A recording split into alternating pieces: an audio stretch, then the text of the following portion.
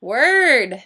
Hooray. Welcome to episode 21. Was that a bad hooray? Lies! Yeah, that hooray was like the most so sorry, guys. sleepy, lackluster. I really am excited. I just feel like I always open it with hooray. So like in the middle of like saying hooray, I was like, oh, I should say something else, and then I didn't. She was like, who cares about me Welcome. saying hooray? Welcome, guys. Welcome to Wingin It, the West Wing Podcast. We are your hosts. Sorry about it. Did you say sorry about us being your hosts? Yeah. Apparently tonight we're having trouble with this introduction. I'm Sally. I'm Andrea. And we're your hosts. And we're going to talk about the West Wing. That's what we're going to do. More coherently than we have introed this. We're talking about episode 21. Lies, dang lies, and statistics. Clean edit on iTunes. Yeah. We don't want to have to mark it as explicit, so you got to do what you got to do, you know? We have grandmothers who want to feel proud of us. Yeah. Yeah. So, all right. Well, let us do a quick recap of the main points of action in this episode for those of you who have not recently rewatched it. With the TikTok, I will do the absolute best that I can. So, basically, since they have changed strategies and they are now going headstrong with this let Bartlett be Bartlett thing, they're putting out a poll to kind of gauge the public temperature to get a report card of how they've been doing recently, right? So that's like the main thing that's going on, is that they're waiting for this poll to come back and people are polling and whatever. Also, they're still working on the FEC nominations, so they meet with some other members of the commission and other people that are involved in that whole process. Barry. Oh, we'll get to sweet old Barry in a minute. And Lori, Sam's friend Lori, the hooker, she is about to graduate from law school. So, yay, props Lori. to you, miss. So there's a Sam and Lori storyline, which we haven't had in a while. Nope. Also, and I think this might be her last episode. No spoilers, but I think this is also what? Yeah, I if I remember correctly. Oh. Yeah. Sorry. I didn't remember that. Oh. There's a lot of the Josh and Joey stuff in this episode, but that doesn't really have a plot point. I think that's mostly what happens. Yeah. There is a little bit of shuffling that has to do with the Federated States of Micronesia? Right. Question mark? Mm-hmm. I don't really know that it's... I just said it in the TikTok, so there it is. Yeah. So we'll go back and talk about all of that stuff. But that's the main course of action in this episode. It is, yeah. I'm curious about this episode title, if it comes from something that I'm not aware of, because it doesn't really roll off the tongue. So it must come from something... It must be a play on some words or something. Nobody says it throughout the episode. Right. And I'm not even sure what lies they're really referring to. The only ones I could think of are about Lori. That, like, they're going to put this out there in the press that, like, Sam's having this relationship with the call girl. Because Sam was all... When we first meet Lori, Sam was very defendant of, like, we're just friends. And, like, I want the truth to be out there that, like, I can be friends with anybody I want to be. That's all I can think of. Obviously, the statistics thing is very big in this episode. They're polling for the whole episode, so... I don't know. Yep, not sure either. Somebody feel free to write in and tell us, or we'll look it up on the internet and try to find what the reference might be. Yeah. But, so, yeah, what did you think about this episode, Sally? I like this episode a lot. As I like all of them, so that's not a surprise. This to me was a very, I don't know if patriotic might be the word, or just like, it's not emotional. There are a lot of moments where I like swell in a happy way, if that makes sense. And usually when you swell, I mean, it's not a happy situation. No, not on the West Wing. It's usually, well, that's not true. There are a lot of happy moments on the West Wing, I think. Or just like moments that you're just like, like you're like overwhelmed with emotion. I'll like touch on them a little bit. And we can talk about them more, but there's a moment where the president tells Sam to pass along sentiments to Lori, and he says, like, you tell her the president of the United States says congratulations on getting her degree, and he delivers that much more presidentially, and there's, like, patriotic music playing in the background. Yes, okay, but hold on a doggone second. Let's talk about that whole scene. Okay. Because, okay, we have to back it up a little bit. So, Lori's about to graduate from law school, and Toby pulls Sam aside and just says, like, hey, just so we're on the same page, you cannot go to her graduation. Right, which there's too much at stake right now. Yeah, importantly, he keeps referring to her as this girl or that girl in their first scene when he's telling her he can't go. Right. So... Yeah. And you can already see that Sam is resisting it. He's complying, but he's resisting it. And then, of course, he doesn't go to the graduation, but he does go to her friend's house later that night. And he gets followed by a reporter who got, paid to take a picture of him, paparazzi, I guess. And so that's going to cause... Well, he didn't really get followed. Problems. I mean, he sort of did. Yeah, he did. He was set up. Like, he already knew they were going to be there. Okay, so he was followed in advance. Yeah. Right. I mean, yeah, but it was like a sting operation, which, like... It was a stakeout. We clearly would not be friends with this waitress girl anymore, right? Because she sold them out. Let's talk about... I didn't really think... What? Oh.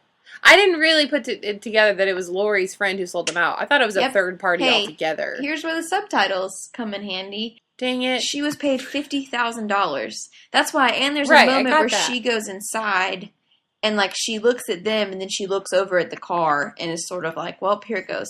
So I guess it depends on how good of friends they were, because $50,000 is a lot of money for a waitress. A lot of money for anybody, but a lot of money for a waitress. You would betray me at the drop of a hat for $50K, I think. I don't know. I don't know about you, but, like, maybe an acquaintance. Wait, you really wouldn't? Well, I mean, I wouldn't either, Sally. Never, it depends. Never. Here's the thing. Like, I feel like there are friends who are close enough to me that they would also be like, yeah, go ahead, and, like, we'll split the money. And then there are friends who, like, I would just be like, okay, sorry, never talking to you again, but I'm going to take my $50,000. I don't know. Maybe it depends. Oh, I feel so touched, and I agree. We would probably just split the $50K. Well, and it also set depends each other up. On how strongly I feel about, like, what you're doing. Like, if I really felt like, no, you should have the right to meet with this White House worker in private by yourself, I'm not selling out for anything. Like, it depends on what I'm selling you out about. Is that fair? Well, good to know, so I can keep in mind for the future. Right. If you're ever doing anything I don't agree with, yes, I would sell you up the river like that. Okay. All right. Well, fair enough. Yeah. That seems fair. Mm-hmm. But to the point, sorry. So Sam goes, he gets his picture taken. It's going to be in the news the next day or in the next episode for us. And then he has to go, this is a very big deal. So he even drafts his resignation letter. Yeah. To give to Bartlett when he shows up the next day. So this is how much of a big deal this is. And we get in there to the Oval, and I know that Bartlett's like a gem of a pal, a gem of a guy, but he's like being way too gracious about this. Do you think? He's like, yes. I mean, I thought it was good I thought it was good what he said about, like, tell Lori that we apologize for the terrible inconvenience she's about to experience. Like, that felt legitimate. But everything else was like, oh, what kind of briefcase did you get her? And it's nice when we can do something for prostitutes every once in a while, isn't it? Like, just the whole... I thought that line sort of brought everything back to earth a bit, because he sort of went on this tirade about, like, you tell her that the President of the United States says congratulations, blah, blah, blah, and it's all patriotic, and Sam even reacts Sam is very touched by it, because he's going to get to tell her that, and that's a huge deal, that, like, the President personally said congratulations. Anyway, so right after that, he says the line about, it's nice when we can do something for prostitutes once in a while, and I thought that sort of brought it back in as him being like, okay, I realize how ridiculous that just sounded. It did, but he went so far out in the stratosphere of being too nice, where he was like, oh, and tell her that we'll make sure that she passes the bar. Like, He was kind of saying they were going to, like, pull strings or something. Well, no. And it was just too much. Not pull strings. Because if you pass the bar exam, well, I guess I have zero understanding of this, but if you pass the bar exam, you should get admitted to the bar. I'm sure you have to have, maybe I just made that up totally. Maybe you have to have tons of other qualifications. But I think what he was saying is that sort of the opposite of pull strings, they will make sure that she is not punished for any of this, because now everybody's going to know forever. And they don't want, he didn't want that to be held against her. Fine. Okay. That sounds better. It just felt like he rolled out the red carpet in a moment where Sam is literally walking in with his resignation. Right. Which, and hey, Bartlett's like, I don't care about this today. This staff really cries wolf with resigning. Like, in they the very do that first a lot. episode, Josh is like, I'm probably just going to have to resign. And then, like, halfway through the season, Leo thinks he's going to have to resign. Like, everybody's ready to resign at the drop of a hat. And it's just like, nobody's ever going to make you guys resign. I kind of want to have a job that I can resign from. Do you? That sounds like fun. Yeah. You know, where it has that kind of weight. You're like, well, I'm sad it came to this, guys, but I'm going to have to give you my letter. But do you want to have, like, done something to have to resign because of? Well, of course not. Yeah. No, that sounds very stressful. Yeah. No, let's not do that. Yeah, let's take that back. Anyway, I just had to get that off my chest about the whole, like, Lori graduating thing. Fair enough. Fair enough. So that was, well, we'll move on to another of my patriotic moments. Obviously, I've said this before, and I think I might have even referenced this episode, but when Leo sort of pulls out all the White House stops, and then, like, tells Barry that, oh, this is where the water is, and then walks him in to meet the president. I love when people meet the president and are, like, caught off guard. Yes. It's just very, to me, it's very patriotic. I feel like I'm going to say patriotic so many times, but to me, it's very patriotic and very true to life that you would just be like, okay, this is a president. Like, you would be very caught off guard. That would be amazing. Yeah, it would be great.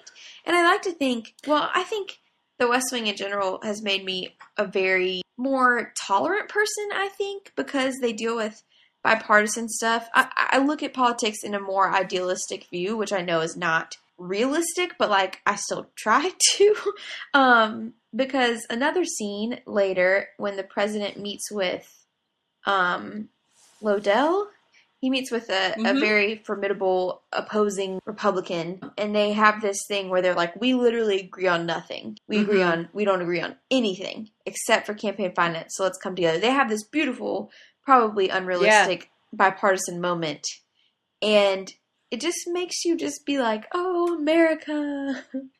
It's true. I really liked that scene. Yeah. Well, my point in that was that I like to think that, like, regardless of your politics, if you got to meet a president at any time, it would be a cool experience. Whether or not you agree with him or like that particular president, if you got to meet a president at any point in time, that it would be cool. That even if you're like, this guy sucks, that it would just be like, okay, but he's still the president of the United States. Like, this is a part of history, and that's cool. It is a part of history. You are meeting someone who will be in history. Right. That's what I mean. And maybe that's what's not like nerdy about it. It's not like meeting somebody who, even a celebrity in pop culture, which they might, they might go down in history, but not you the way never know. president will. It's very subjective. This is the history of the world. So, absolutely. I feel like I sort of blew past both of those in trying to make my point about it being a patriotic episode, so we can talk about Barry a little more in depth, and Lodell too. Yeah. Barry, I don't like when Leo, this is probably more true to real life politics, where it's just this manipulation, they're trying to pull out all the stops to make him feel important and get him on their side so he'll have the courage to come out for campaign reform, which he had been previously hesitant to do. Right. And I just don't like when Leo's all like, buddy, Barry, like, hey. Leo has to do that a couple different times. Yeah. And these are all unimportant issues, but that's the job. Right. I mean, their job is not answering email and doing, like, normal job sort of things. They have to play chess with human people. Right.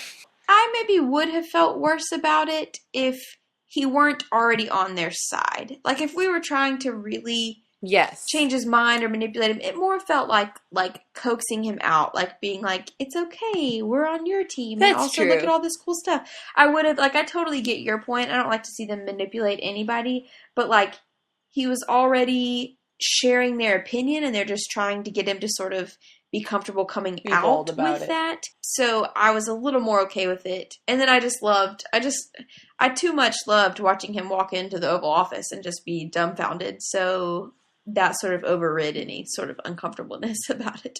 And Leo having the dress marine, like they turned it into a little bit more of it wasn't comedic, but it was kind of a lighthearted scene. They almost made you forget that he was manipulating him. Yeah, I'm trying to look up who the actor was who played Barry, because I think that he has played a lot of different bit parts. Like I this one, think that... because he's so perfectly cast as this guy.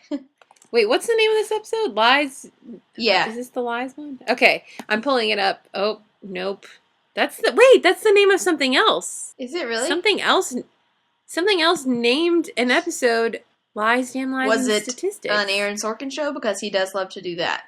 This is so strange. They probably needed to get his permission to do that. That doesn't seem right. What is it? What show is it? Oh, I don't know. It's called In the Pits, 2010 TV series. I don't know. Sorry, but anyway, the guy who plays Barry, I think, also plays in... Oh, yes, The Mirror Has Two Faces.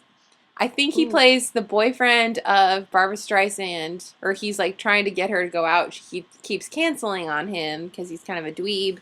And then he eventually gets married and she runs into him. And I think his name was Barry in that too. He just kind of looks like a Barry. You lost me in that one. So, well, if you haven't seen it, it's a great one. It's a great flick. He's just a Barry.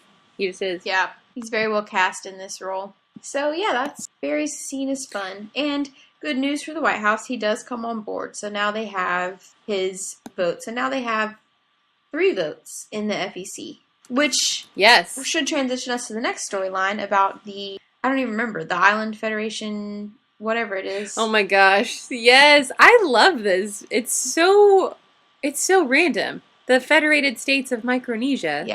Actually, I would like to play the audio from this scene because it's so complicated. It's so convoluted, but I thought it was pretty funny. Population's 127,000, and the U.S. Embassy is located in the state of Pohnpei, and not, as many people believe, on the island of Yap. Why would a person have that information at their disposal? Parties? Sir? I looked at the Federated States of Micronesia. I can't fire our ambassador. Why not? Somebody's going to ask me why I fired him, and I'm not going to be able to come up with the answer they're looking for. Well, Sam's got you covered. How? You're not going to fire the ambassador. You're going to promote him. To what? Ambassador to Paraguay. And what happens to the ambassador to Paraguay? You make him ambassador to Bulgaria. I like this, because if everybody keeps moving up one, then I get to go home. I get to go home. I just think that's great. That's a really great line. It's a very, very good line. Yeah, and makes references like that multiple times, but not in this episode, but other times where, or maybe it was like the Charlie line where he's like, "It wasn't a nightmare. You're still the president." You can't get out of it. Yeah, there's just no. Aside from a coup, there's no way. And that leads to the FEC person being promoted to ambassador. Which this is kind of my other question: is that it's strange to me that ambassador to something, even that tiny federated whatever, is a promotion from the FEC when it seems like the FEC is making pretty huge decisions. Maybe they're just like, normally the FEC is sort of like figureheads and they don't actually do anything, but they can. It was just not related at all. Yeah. Can you not deny a promotion to something that doesn't... That you don't want to do it. Yeah. That like, yeah, I don't want to be the totally ambassador to Paraguay. Thing. Right. It's just strange that... Well, I just mean like importance level wise. It seems like the FEC would be more important, and that being an ambassador would be a demotion. And like, if this is the case, why don't they just do this all the time? You know, like you could just promote FEC people all the time. Like, I don't know. It was just a very strange. It seemed like a quick solution to that issue of needing somebody else on the FEC. Yeah, I don't know. Very it's strange. tricky, but I liked the whole thing. Yeah, it still led to great the whole moments. storyline. Right. Mm-hmm. And not great moments with Charlie's storyline throughout. The ambassador they're going to fire is named Ken Cochran. And Charlie, when he first hears that he's supposed to call Ken Cochran in, he sort of he doesn't allude to, but he says his name in a way that they have some sort of history. But he lies. He lies to the president. He does lie. Not to protect this guy, but I guess he thinks it would be inappropriate. I don't know. He doesn't want to throw the guy under the bus, which I absolutely would. Yeah.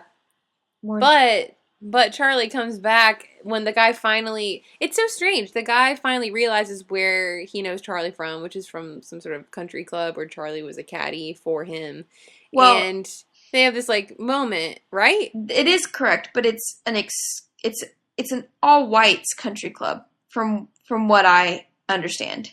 It's an all-white country club? That's what we're led to I don't believe. know. I didn't We'll double check against our handy-dandy West Wing wiki. I mean, because most country clubs are exclusive in general. You know, so I didn't read that as like a racial thing. But there's a sense of... Yeah, but why would because the Cochran guy sort of believes that this is actually the reason he's being fired. Oh, that's true. Because he does. He's found out about this, and like, why would he care if it was just a regular old country club? I know they don't clearly say it like as well as they should. I think. Well, they have this moment where they recognize each other and like they kind of air out where they know each other from. But then Charlie says something that pisses the guy off, and then he's just a jerk. And this guy always plays a jerk. He also is from Gilmore Girls. Do you remember him? I do vaguely. He was Jason Stiles' dad, Digger's dad. Yes. So yes. This guy basically only plays dudes that go to country clubs and plays golf. That's not true. He probably has a very long IMDb history. Those are the only two types of characters I know him to be. Yeah, but we should play the Charlie gets a great moment. Enjoy it. Charlie. Yes, sir. It's good to see you again. Yes, sir. Under strange circumstances, which, when the president comes back, I'll explain yes, it. Sir. I resigned my membership in that club, by the way. Did you? Oh, yeah. I find exclusive clubs to be repugnant. I couldn't help but notice it didn't stop you from joining up in the first place. Now, that's out of line. That's out of line, and that shouldn't have been said. And you've forgotten that you're addressing a U.S. ambassador. I apologize, sir. I'm sorry to do this, but I'd like to speak to your supervisor. Well, I'm personal aide to the president, so my supervisor's a little busy right now looking for a back door to this place to shove you out of. But I'll let him know you'd like to lodge a complaint. Charlie! Yeah, so there's a good bit of animosity. And update, the West Wing Wikipedia, in the episode description, it does not say anything about it, but if I click on Ken Cochran as a character, it says sometime before his ambassadorship, Cochran was a member of a whites-only golf club where Charlie Young worked as a waiter. Okay, the subtitles again. So I don't know, kind of interesting that they don't explicitly say it, though. And why would Charlie work there? I mean, I guess if he had literally no other option, but it's just hard to believe that even if that's the case that Charlie would sort of put up with that, I guess. Yeah, it's an odd storyline, but we're glad this guy gets fired. So, hooray! Yeah. Yes, bye. See you later, jerkface.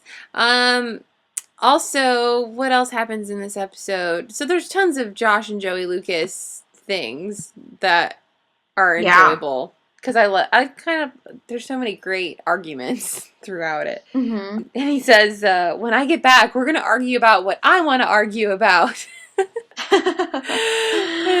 There are great. Them together, they're just so enjoyable to watch. Like in the last scene, in the Oval Office, Josh is arguing with her, and Joey literally just like blows the raspberry at him. Like he's like, "What do you say to that?" And she's just like, It's so funny. And she also said, it's hard to believe you're not married. He's like, ho, many have tried.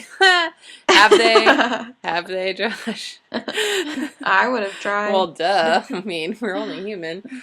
Yeah, so there's a lot of good Joey and Josh stuff throughout. There is. Mandy at one point tells them to shut up, and I wonder if it's because it is Joey and Josh, if she's a little bit jealous. Yep.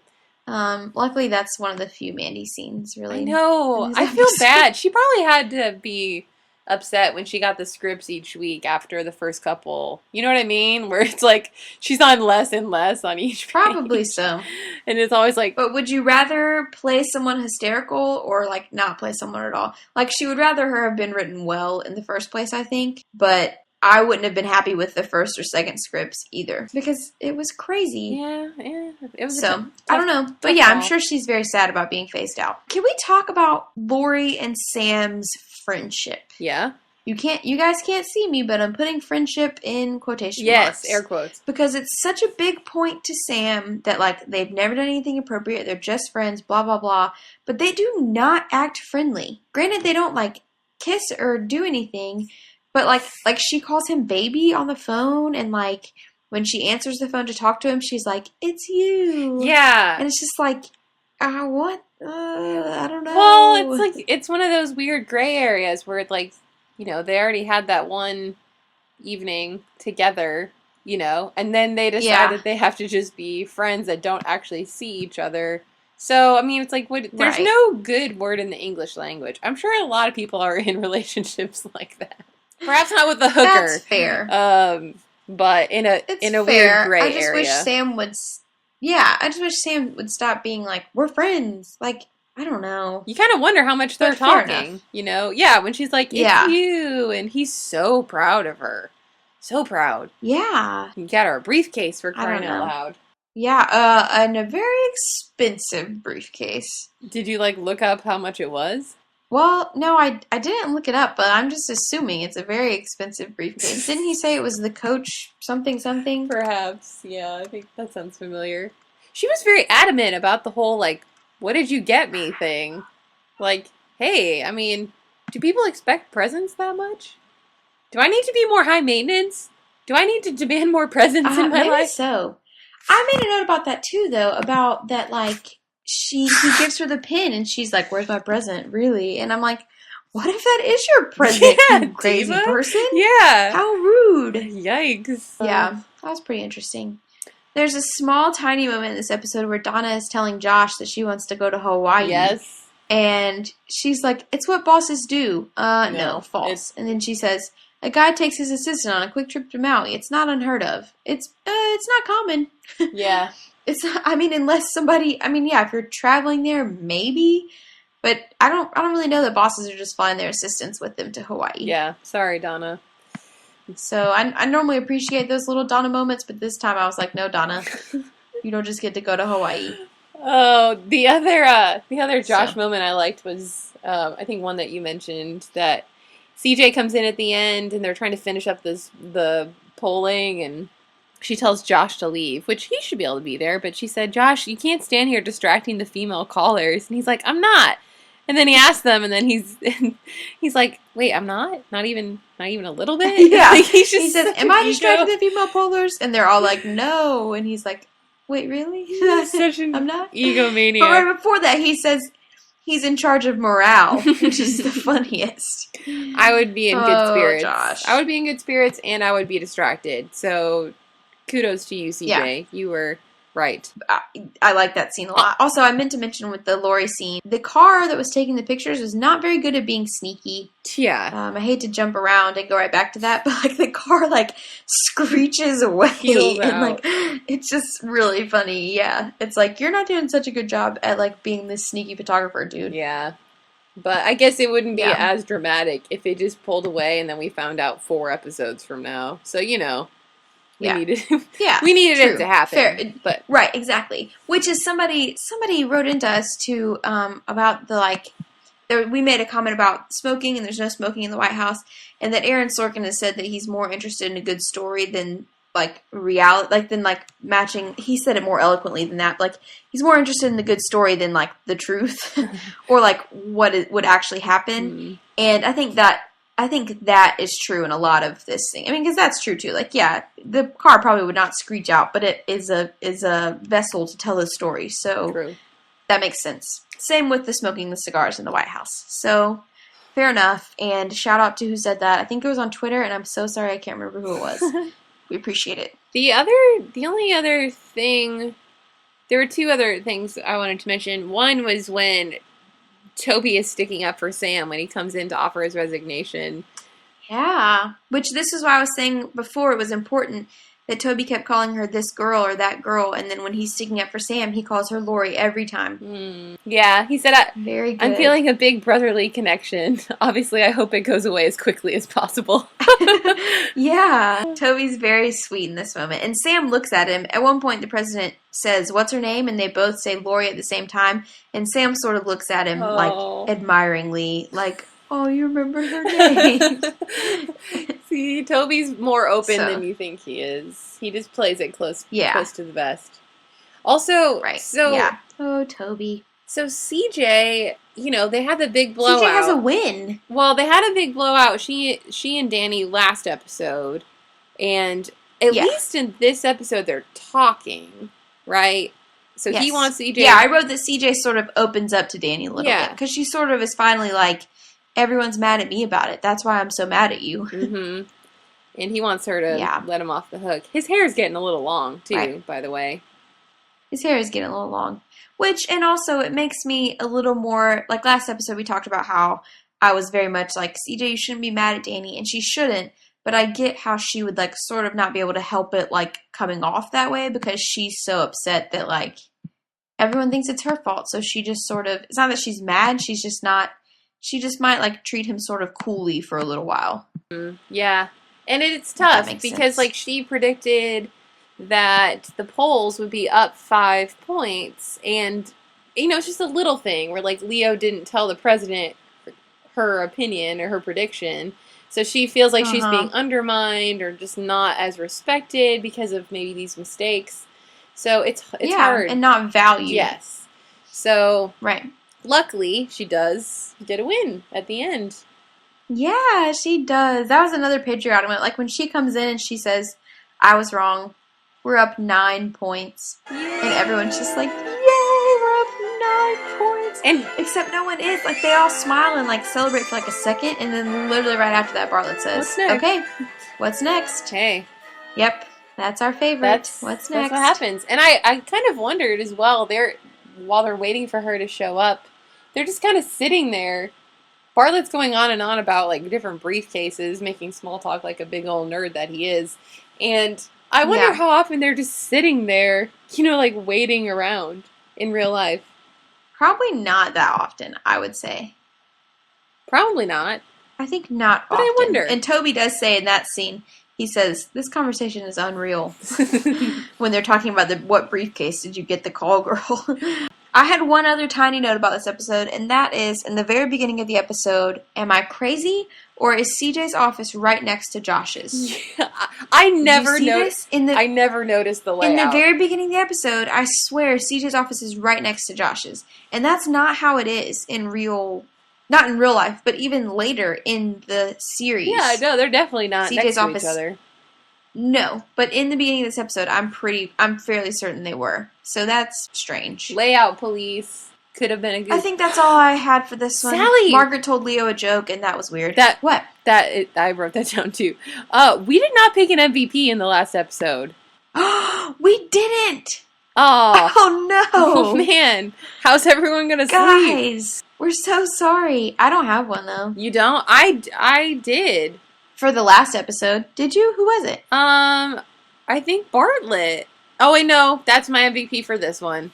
Is it? Yes. I think CJ. I don't know. This one, I kind of like CJ and Charlie. But I think, this is the one where Charlie says the... But does he get the whole episode for that? Well, he doesn't get a lot of episodes, so I like to, give them when I can. Honestly, I think CJ gets this episode. She's been down a couple episodes, and on this one, she finally gets the win, and she sort of gets her... Because also, they did this polling after a 3-week, media push. It was as Josh says at the end, that, it was all CJ's idea. Everything they did on the media push was CJ's idea. So, it's even more of a win that, it worked, and... she's back on track. So I'm giving it to CJ. Whoop, whoop. I think that's very well founded. I just felt like throughout the whole episode, Bartlett he really brought it. Maybe just Martin Sheen. Yeah. Mm-hmm. Brought it. He also, He did. He definitely did. And we're starting to get the president to be more involved because really, in the first season, I know like initially we were talking about like how he wasn't going to play that big of a part. And even still throughout the first season, he still is more of a cameo role. Like he's throughout it, but he's not the main part of it, I guess. Mm-hmm. And this is where we're starting to get into like where he really is throughout the episode just as much as anybody else, which I mean, maybe that's not true. There have probably been other episodes like it, but there are still a good number of episodes where he sort of just pops up once or twice. Uh-huh. And I like these where he is really like throughout it. And there's plenty more to come in season 2. Plenty more. Yeah, that's for sure. Mm-hmm. And we're almost there. We are right up at the finale. Season 1. How did we get here? I don't know, but I'm excited. What kind of day has it been? Yeah, speaking of Aaron Sorkin stealing his own episode ideas. What? What kind of day has it been is a newsroom episode as well. Oh, that's right. Okay, yes. Wait, that was the finale. That'll be a good one. Wasn't that the series finale, or it was in the last season? I think it might have been. It might have been the series finale. It's kind of weird that you would use the same title. Like, we know that most people have seen both, right? That's true. But he just reuses a lot. Yeah, well, that's Sorkinism. Yeah, exactly. If you guys haven't watched the Sorkinisms YouTube video, you should check that out. He really does reuse a good bit of, and some of it is just common language in general. But like I think one of them is even like "what the hell" or something like that. Like it's just something that people say a lot.